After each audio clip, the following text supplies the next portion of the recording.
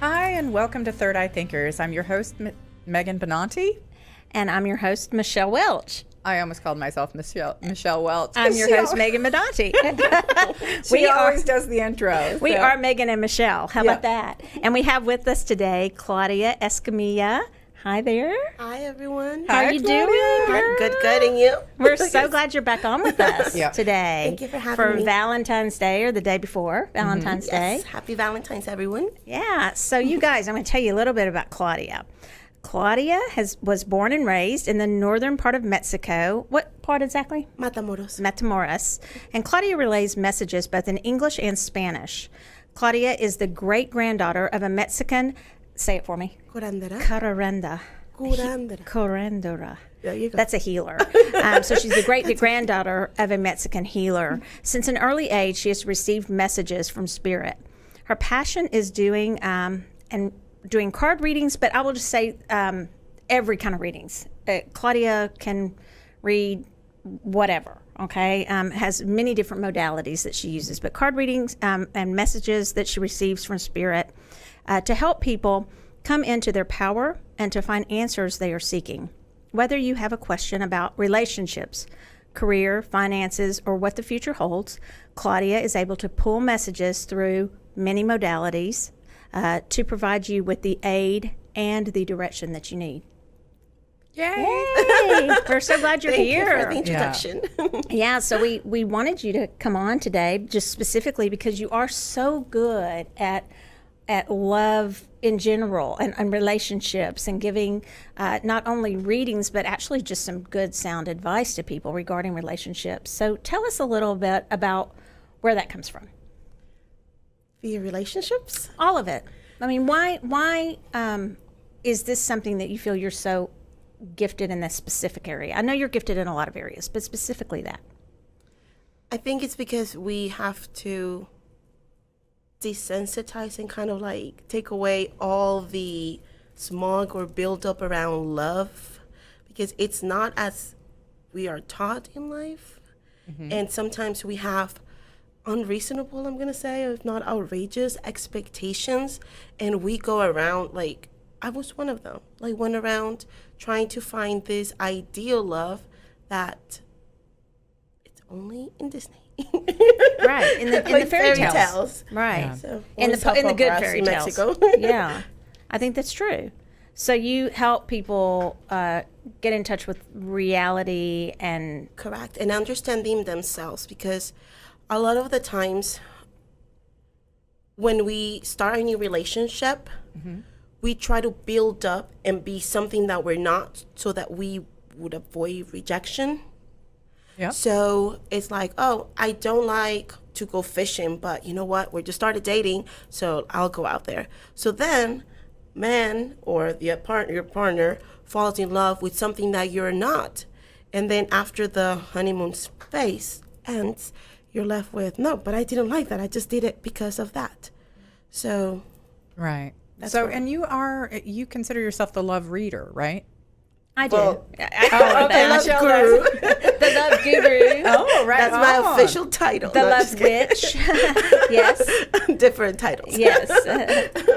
She is, But yes. though. She's, Yeah, that's awesome. you know, because you do get a lot of the common readings are basically finances / money. We know this, and then relationships, and then they'll say health, but some of that depends on age, really. Right, The more you yep. get health spiritual questions, spiritual path, but a lot of them are those relationship questions. And one of the things I know when I will send people, refer people to Claudia, it's because I feel like she really cuts to the chase. She's honest with them, and you're so honest with people, yet, and you build them up, but you're teaching them to love themselves first. Yes. And not just in a cliche kind of way. No, like truly discover what you bring to the table. A lot of people don't give credit, they don't give themselves credit for what they bring to the table, or they give so much, they're left empty.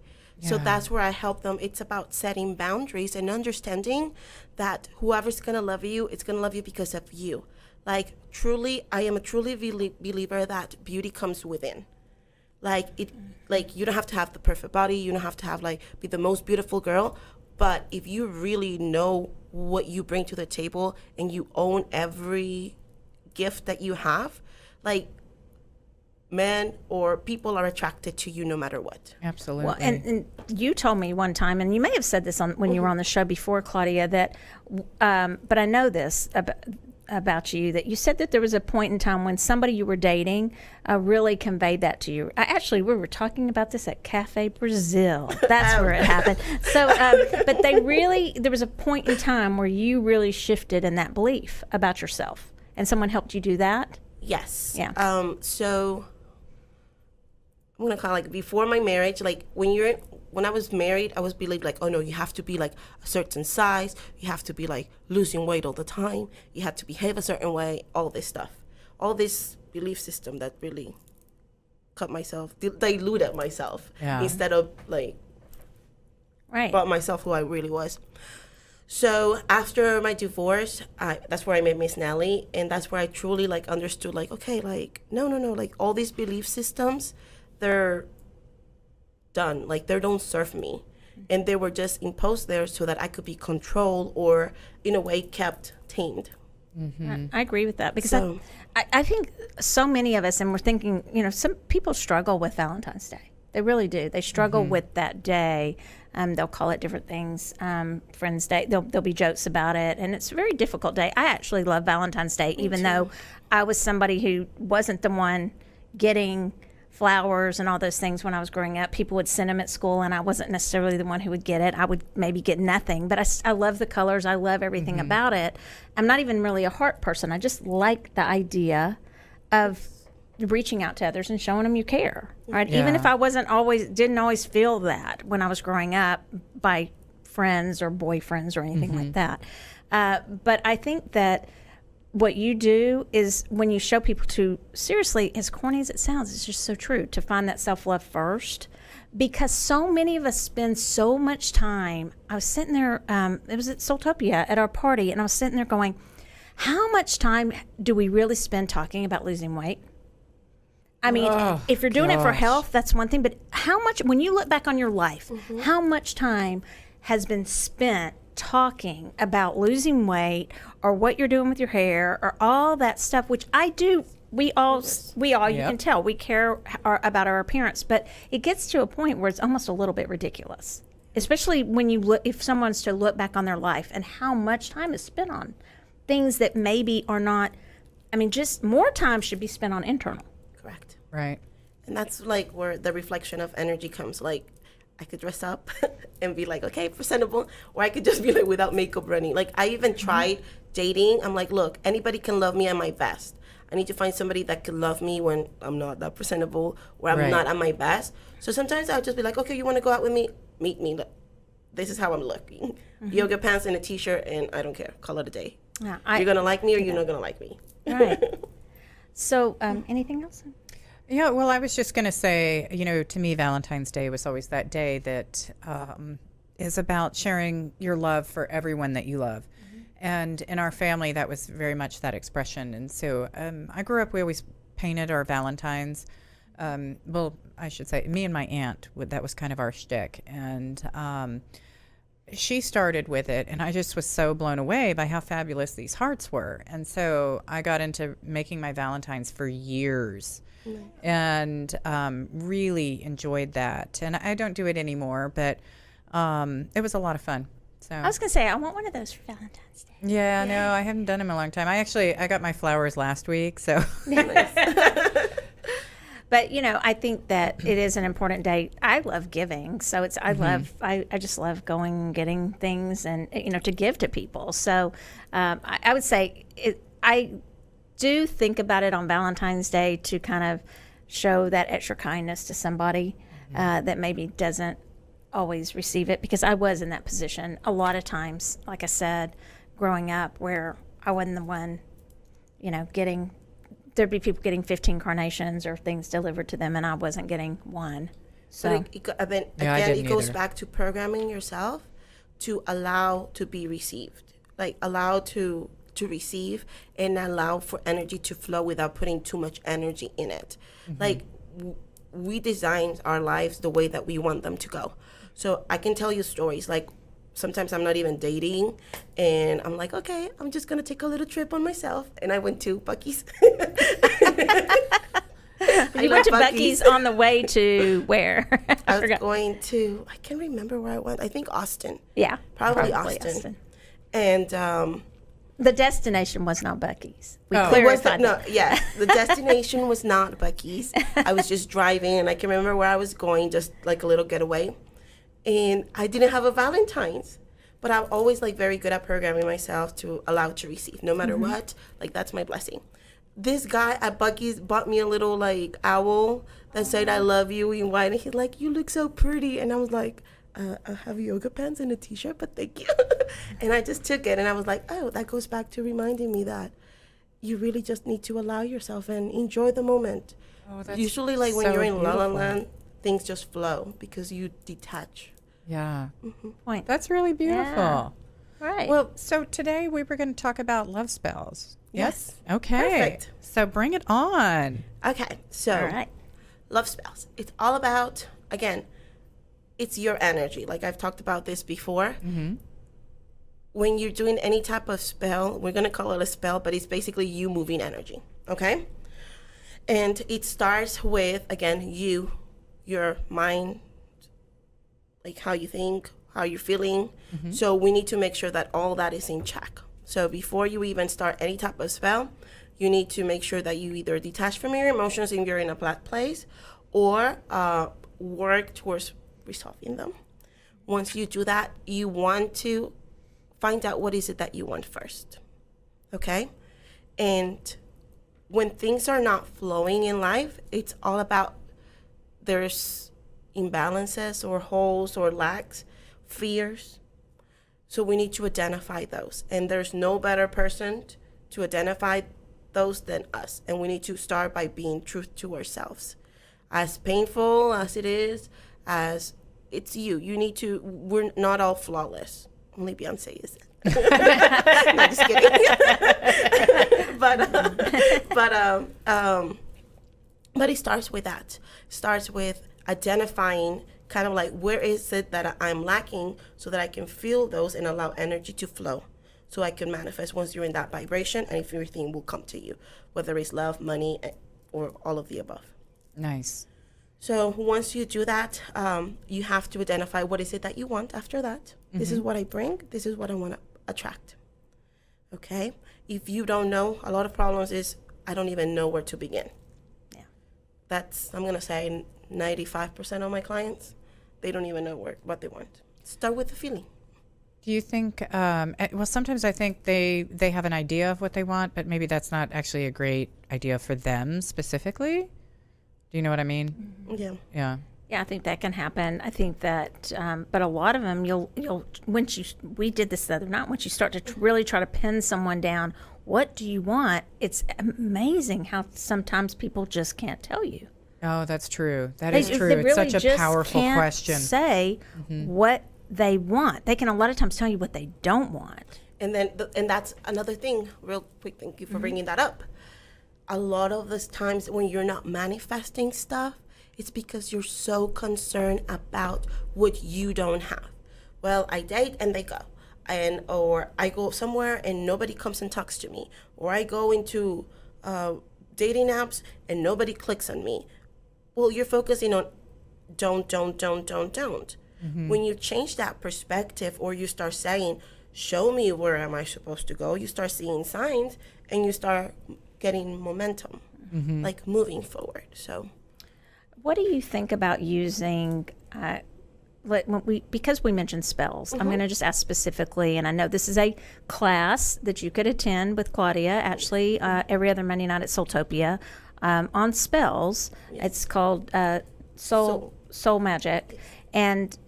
But what do you think about using, and the ethics of using, say, candles to draw love into your life? I know, and again, I know that's a full class, but just a little bit about that. So on using candles, so you're using the fire energy to move energy quicker. That's all that it is, okay? So it's just tools that have vibration. Like we talked, everything has vibration either because it was natural or because you're using an element or it was residual energy. So you're using a tool, and it could be anywhere. Like it could be a crystal. Like if you really focus on crystals that have vibration of love, you can move that energy to manifest anything. But in which case, if we're more known, it's more known like to use candles. So to use the candle, it's good to use it. However, you need to understand, because candles move energy really quick. So you have to be careful and analyze and understand the situation. Where am I directing? You don't go into a sports car and drive down the street, like you don't. So you have to sit down and really analyze and ask the questions that we talked about before so that you can direct it. And be very careful that love spells are not what done against like in a specific person. You do them in general. Sometimes you cannot force no one to love you. If you do it, it won't last. Right. That's what I was getting at. Is interesting. Because it's almost like you're interfering with someone's free will, and you will get karma. So that karma would come back to you. So you work on what you're trying to attract to yourself. Correct. In general. Yes. So you don't put a name, don't put a face, do nothing. But I need a man or a woman or that will make me happy. It's open for adventure. It's committed. Sees the good things in me even at bad moments. Like you have to be specific on what you want. You don't want to be that general, because what happens also when you're too general, you don't recognize that you're moving that energy. Mm-hmm. Like once you ask a specific, you're like, oh, I recognize he was wearing a blue sweater. Mm-hmm. Yeah. Gotcha. Yeah, and then I love how you always add or better. This or better. This or better, because we may not always know what is best for us, or we may limit ourselves. There may be something even better out there for us. Yes, I truly believe that the human mind is conditioned to only go as far as we know. But when moving energy, there's no time, there's no limit, and there's no space. So it could be as fast as you want. So I always say it's this or better, because there could be something out there that I have not experienced because I've only lived so much. But I could be exposed to it if I really ask for it and leave it open. How do you feel about working with colors for just attracting in love? Just like, I know with chakras, I'll tell people, even if you don't like the color yellow for self-esteem, wear yellow underwear, wear yellow bras, whatever. If you don't like, they're like, I can't wear yellow. But what do you think about that? Does that just amplify your intention the more you do? So everything, colors, numbers, all of that is an extra layer of vibration. You can use a simple candle in your intention, or you can get as candle, the color. You have to be careful with colors, however. And that's where like the self-analysis comes into place, because then you fall into what I call sloppy magic. You just drove without even taking a look if there was a car coming. Or even without a driver's license, maybe. Okay, so what is it about colors? Because I don't know about all this stuff. So colors have vibration. Okay. So red could be passion, but for example, if I'm already hot-headed, I'm not going to go with red. Or if I'm already have like a strong sex drive, I won't use a red. You said it, not me. I'm sorry, I had to say that. That's what she said. No. Anyway, go ahead. But if somebody has a strong sex drive, you don't want to use red, because then the relationship is going to be based just about sex, and then you forget the rest. Okay. And you don't see anything else. Like, I don't care what he brings to the table. He's good and bad, and that's all that I care about. Yeah. Or, so then in that case, I will use pink, say pink white, or yellow to help me see more like purity, like they're, like they bring more to the table than I could see. They have a pure heart. If I'm having trouble with changes or moving direction, I will use yellow. Mm-hmm. If I need to create a change, because even though I want love, but I'm not open to it, I will use orange. And what do these colors mean? The yellow and the orange? So yellow is for changes. Oh, okay. Yellow in regards to love. Okay, so we're just discussing colors for. I'm just gonna go over the colors real quick of the candles, but this is just for love. So Okay. So you know. So this will be just if we were just working on a love spell. So red is for passion, fire, moving, sex drive, that amplifying energy. Okay. Then we have pink. It's for more of a friendship, finding like connecting with the true emotional energy, like really connecting like heart to heart, I'm gonna call it. Okay.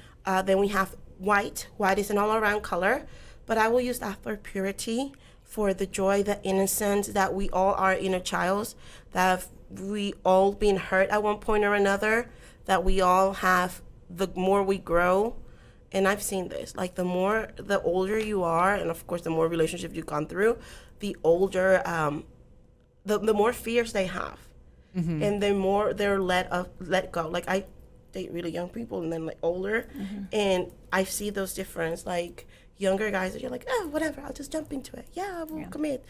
And then older, they're like, wait a minute, I already went through this, and this. So for that, it will be like the white to see that. Healing will be green. If there's any trauma that needs to be healed. Every relationship, I think at one point or another, you will use green for healing. Just because we all get hurt. Whether we recognize it, acknowledge it, or we vocalize it or not. But we all get hurt. So make sure that we are healing those wounds before it becomes like a deeper one.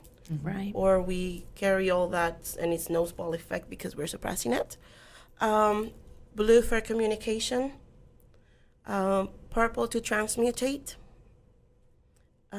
Also to let go of any karma from previous relationships. Okay. Yeah. Black. Okay. A lot of people buy black candles. What's that? So that will be for banishing someone. Some people cannot.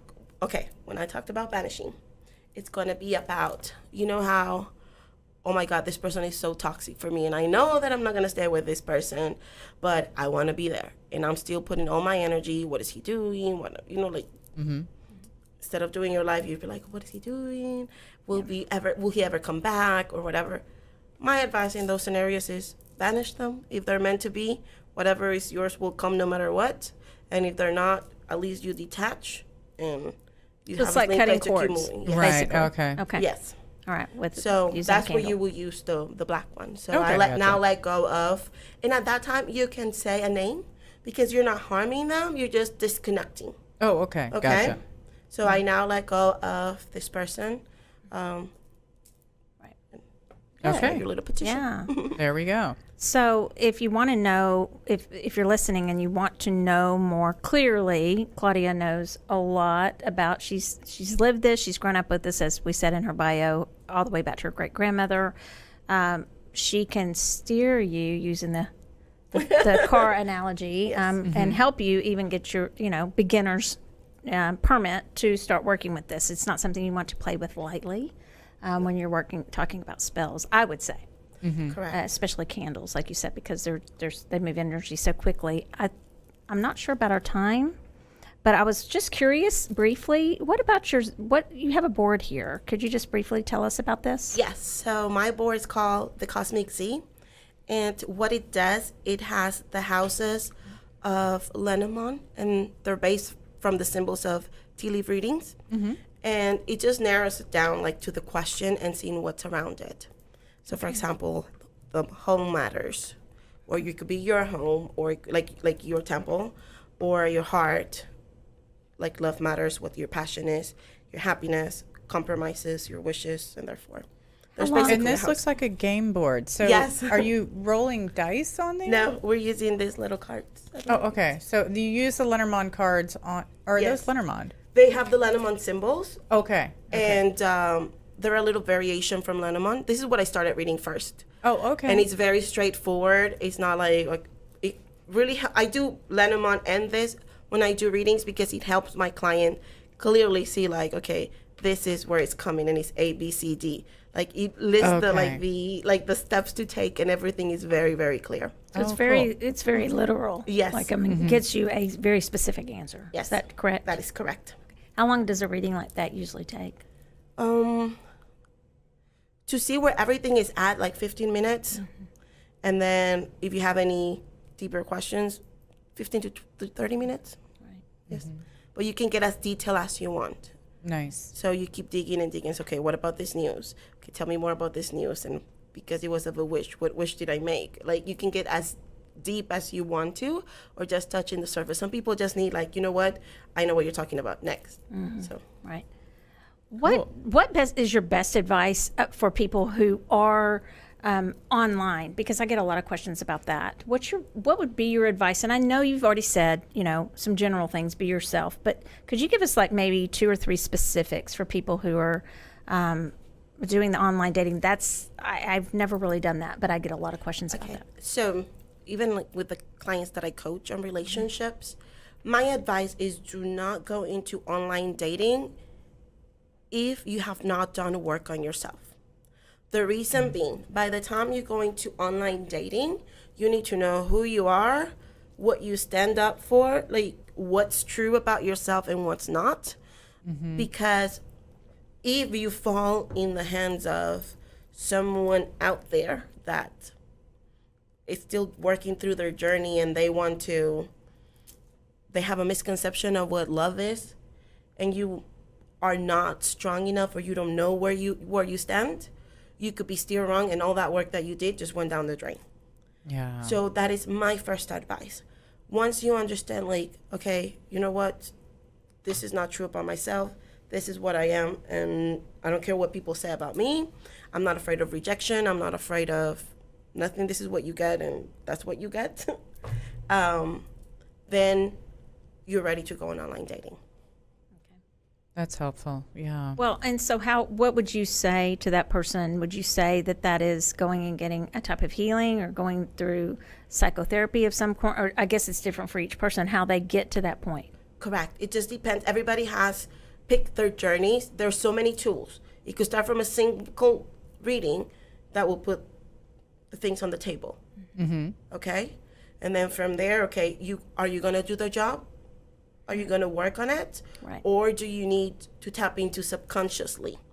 Some people, as much as they try, they can't disconnect and they cannot do the work.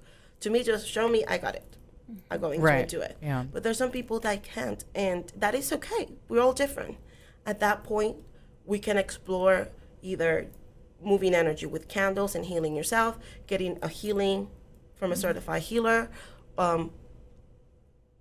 spirituality, meditations, binaural beats, you name it. Even looking into past lives, but potentially for some people. I wouldn't always jump to that, though. I think people are really quick to jump to, especially, I'll just say, if I don't want to do work sometime on something, I'll be like, that's a past life issue.